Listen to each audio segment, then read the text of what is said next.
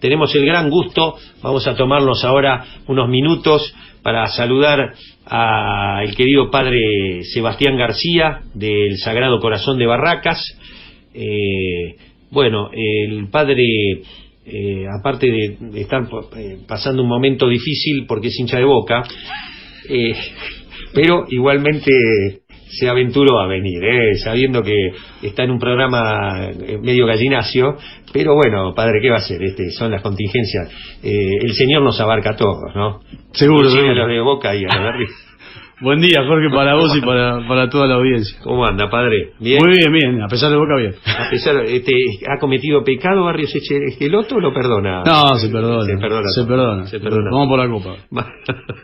Bueno, promotor Duchas del Sagrado. El motivo es que el padre es muy conocido, muy querido ahí en la zona, es amigo de Oscar Rodríguez, y Oscar me comentaba una circunstancia que aconteció y me dijo: el padre está muy comprometido con el tema social, con el tema de la pobreza.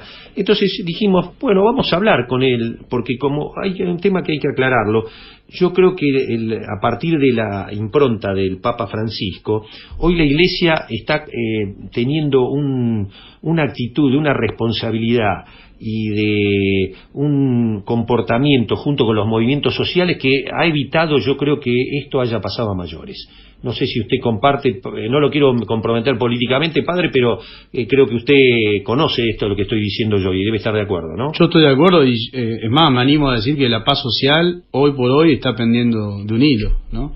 Estamos en una situación de mucha vulnerabilidad, porque son vulnerados muchos de los derechos de los trabajadores y sobre todo de los pobres.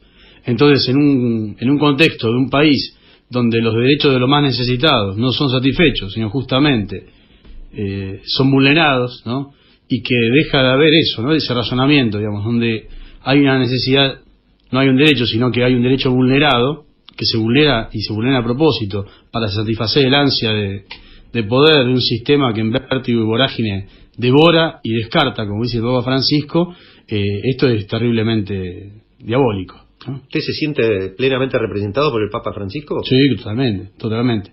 Como autoridad máxima de la Iglesia y además con una teología pastoral que ha desarrollado y que nos ha permitido a nosotros evolucionar y pensar otras categorías eclesiales, ¿no? Que desde otros lugares se evitan, ¿no? Vos fíjate que en los discursos que suele haber, la categoría pueblo y pueblo de Dios, que es una categoría que es antes de sociológica bíblica, el pueblo de Israel se decía a sí mismo pueblo de Dios, hoy por hoy no se escucha mucho la palabra pueblo, ¿no? Y bueno, nosotros desde el movimiento de lo que significa la teología argentina, la Escuela de Teología Argentina, de Lucio Gera, del Viejo Tello, todo lo que significa la piedad popular, ¿no? Una de las categorías fundamentales para definir a la Iglesia es el pueblo de Dios, ¿no? Y yo creo que nosotros somos principalmente pueblo. Ahora, cuando vos cambiás pueblo y empezás a hablar de la gente, ahí cambia. Como el contribuyente. Claro, porque digamos, el pueblo abarca otras cosas y abarca también la posibilidad de sectorización, ¿no? Y de organización, es decir, no es todo lo mismo. ¿Qué opina de los curas por la opción por los pobres? Nosotros lo respetamos, me siento más representado por los curas los curas villeros, ¿no?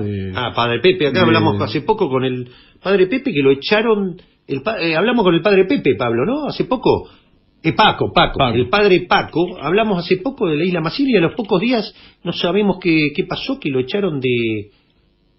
Sí, la Isla Maciel. De la Isla Maciel. Ahí me están acotando algo que no me queda claro. ¿Qué es, Pablo? Recién en diciembre cambia. En diciembre va a cambiar. El 1 de diciembre se va, sí. Pero no es porque lo echaron, es por un cambio. ¿Qué sabes? ¿Sabes algo, Pablo? No, lo que se dijo y trascendió en las redes sociales un poco por una decisión del obispo terminaba el contrato y bueno, también acciones jugadas de parte de Paco que lo expusieron a él y a todos los curas OPP, en opción de los pobres. Y bueno, se ve que a algunos les molesta que hablemos de la pobreza, que tengamos en cuenta a los pobres. ¿Sí? Y sí. ¿Una parte de la curia? Y la Iglesia, sí. Porque si se acaban los pobres, para muchos se acaba el motivo que existe de donar, de darse. en la lógica, digamos... A ver, hay algo que yo estoy notando, que es que el Papa Francisco, para desarrollar todos los cambios que él quiere en la Iglesia, después vamos a hablar del tema de la pedofilia, que es un tema muy delicado, y que me llama la atención cómo está sufriendo un ataque él, que es el que más está haciendo contra eso. Me llama la atención, me suena a un tema de mucha parte de conservadores que precisamente le están pegando porque está volviendo a la doctrina social de Jesús.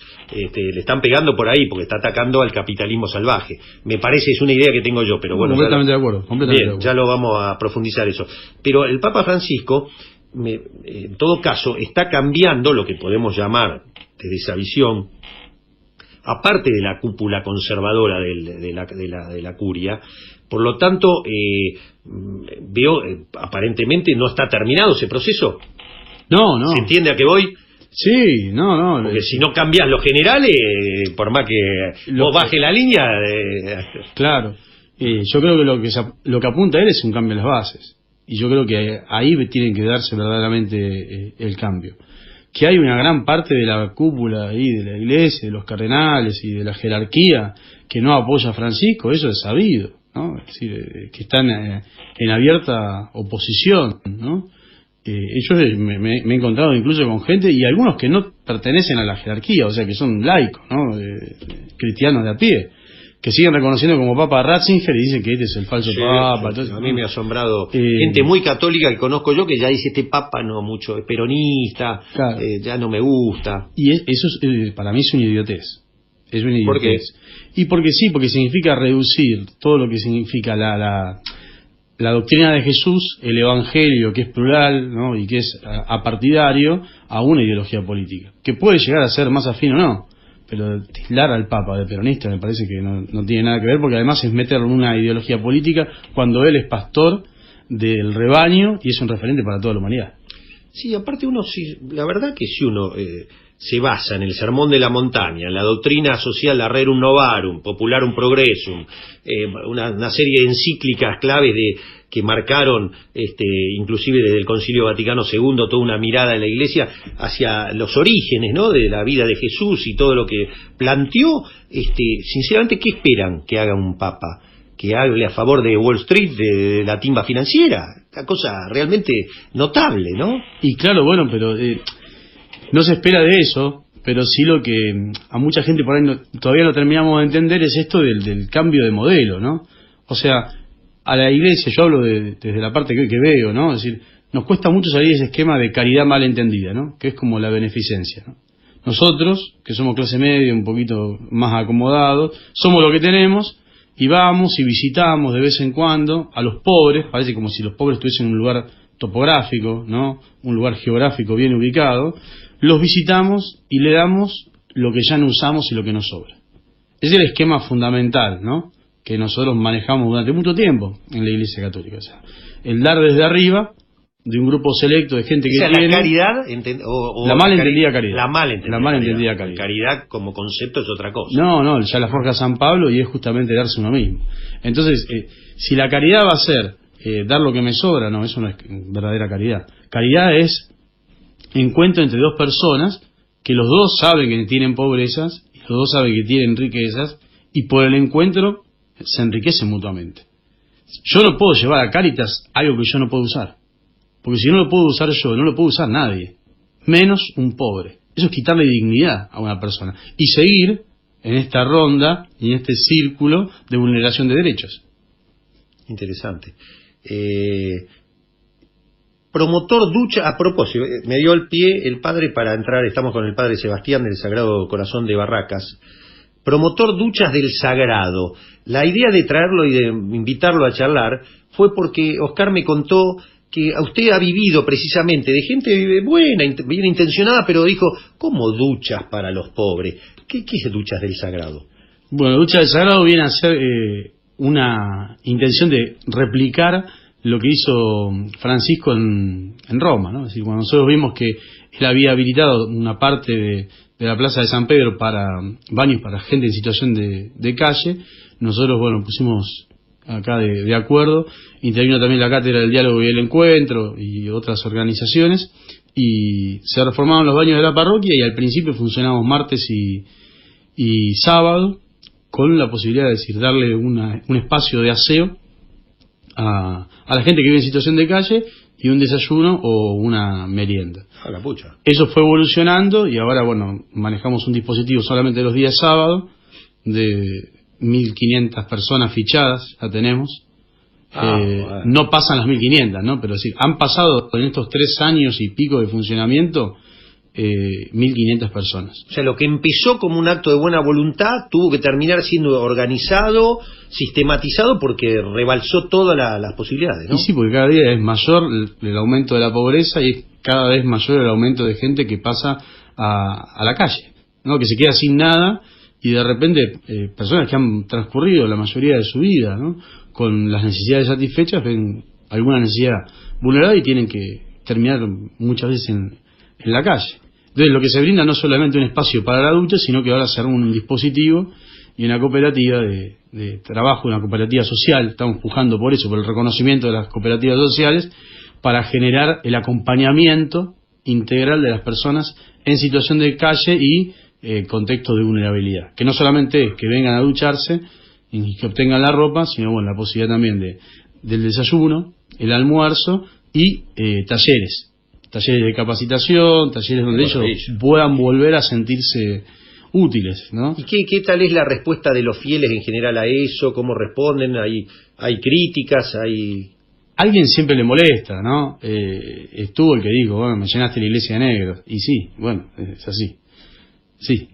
No, y que huele mal, ¿no? Hay que tener... Es un poco de los prejuicios, ¿no? Es decir, la gente en situación de calle tiene... ¿Qué le dice un padre cristiano cuando un fiel le viene a decir eso? ¿Qué respuesta das vos? Yo hago silencio. No, ¿te duele? Y me duele terriblemente porque son mis hermanos. Porque si yo, me consagro como sacerdote, y como hermano de todos los hombres, sin importar su credo, su etnia, su ideología política, sin importar nada de eso, y lo considero mi hermano, me duele que se hable así de algunos hermanos, ¿no? Porque también se inventan excusas, ¿no? Bueno, son los que no quieren trabajar, son los que no quieren estudiar, sí. Son los que no han hecho nada de su vida. Choriplanero, vago, atorrante. Pero eso es así. Y se le pone ese mote, ¿no? Incluso nosotros lo sufrimos una vez dándole a los hermanos de Venezuela que venían abrigo, una campaña que nosotros prestamos el lugar, no lo dimos nosotros directamente, el colectivo Multipolar estuvo trabajando ahí, y incluso el eco de la gente era distinto, ¿no? Porque sí, bueno, el venezolano que viene, como tiene un título... Claro, en general dice que viene la clase media, claro, para arriba, que es lo que odian a Chávez, al chavismo, y si vienen ingenieros, vienen gente muy preparada, claro. Si el pobre tiene un título terciario o universitario, parece que es más digno a los pobres argentinos que no han tenido título, ¿no? Sabiendo que nosotros, como sociedad, hemos sido y somos responsables de que esa persona esté en la calle. Qué tema, sí, claro. Ahora, qué cosa interesante esto, ¿no? Esta discriminación que ha provocado que es curioso, ¿no? Porque el mismo presidente de la República dijo que acá venía inmigración de baja calidad por los bolivianos, nuestros hermanos peruanos. Y por otro lado, cuando vamos a Europa, odiamos sentirnos discriminados, y hasta nos conmueve lo que pasa en Lampedusa, cuando llegan los migrantes africanos, y el Papa Francisco tiene intervenciones muy inmediatas sobre ese tema. Qué curioso que al inmigrante latinoamericano, nuestros hermanos, son todos vagos que vienen acá a usufructuar el Estado argentino, pero si nosotros vamos a España, no nos gusta que nos digan sudaca, y vamos a buscar una fuente de trabajo. ¿Cómo lo ves eso? Nos olvidamos quiénes somos, nos olvidamos de dónde venimos, ¿no? Si hay algo que me llama la atención, cuando una vez pasé ahí por la Boca y en una de las paredes estaba pintada como un graffiti la frase esta, ¿no? Vinieron en barco. Nosotros nos olvidamos que también nuestros abuelos, muchos de nuestros abuelos y abuelas, por ejemplo, vinieron en barco y eran también inmigrantes, ¿no? Y lo que se olvida a la gente muchas veces es que les conviene decir esto por una parte, pero por otro lado son mano de trabajo completamente mal paga y esclavizada en talleres clandestinos, por ejemplo en el Bajo Flores, claro, o en lugares nosotros, el Poder Judicial y la policía sabe dónde funcionan, y sin embargo, digamos, cada uno de nosotros va y quiere comprar los productos que se elaboran. Entonces, ¿cómo es? Es inmigración de baja categoría o de baja calidad, pero por otro lado son aquellos que por trabajo esclavo, ¿sí? Trabajando por un plato de arroz, durmiendo y privados de su DNI, entran en un sistema de producción de las grandes y más caras marcas de ropa de la Argentina. Y ahí, si seguimos dando pasos, nos encontramos con una red de trata de personas impresionante. Que no se ha desmantelado, ¿no? No, ¿y por qué? Porque hay clientes, ¿no? Sin clientes no hay trata. Sigue habiendo clientes y sigue habiendo políticas de un Estado que no... Nunca me voy a olvidar, padre, Sebastián, cuando Bergoglio, siendo arzobispo de Buenos Aires, ¿te acordás que hace 6, 7 años denunció toda la red de prostitución infantil en grandes hoteles, con grandes personajes de la empresa, de la política?